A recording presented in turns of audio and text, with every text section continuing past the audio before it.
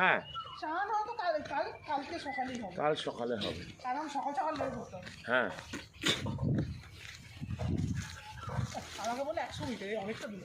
150 metre বললো। হ্যাঁ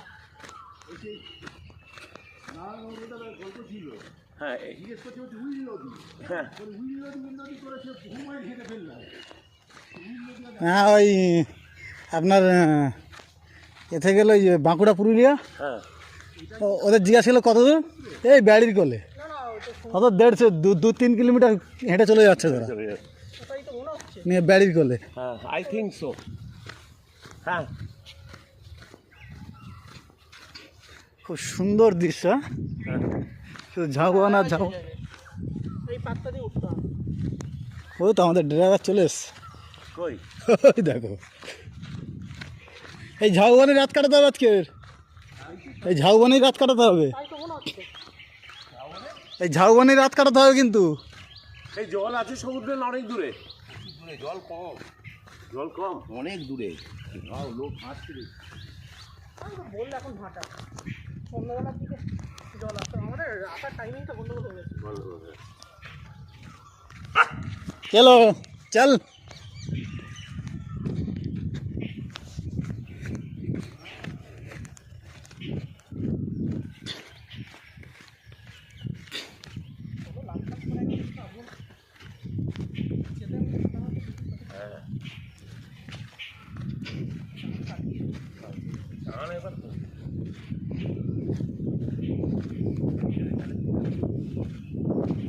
তবে বাতাসটা দারুণ।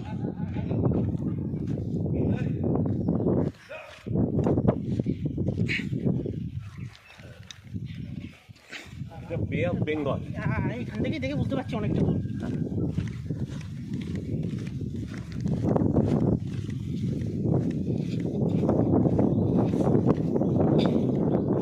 ঠান্ডা বাতাস, এই দিকটা এই রিসোর্টটা থাকতো হ্যাঁ তাহলে। হ্যাঁ জায়গা তারপর ধরো পাশেই আরেকটা আছে ব্ল্যাকবেরি।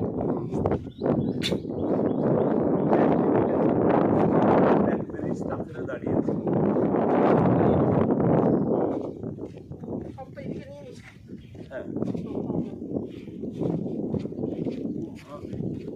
জানিস জল ওই ঢেউ আসছে না, না ঢেউ আসবে, ওইগুলো কি ওগুলো নিশ্চয়ই ওইগুলো ওই ওটা পাড়, ও ওইটা পাড় তাই তো, ওইটা নদীর পাড় মানে সমুদ্রের পাড়।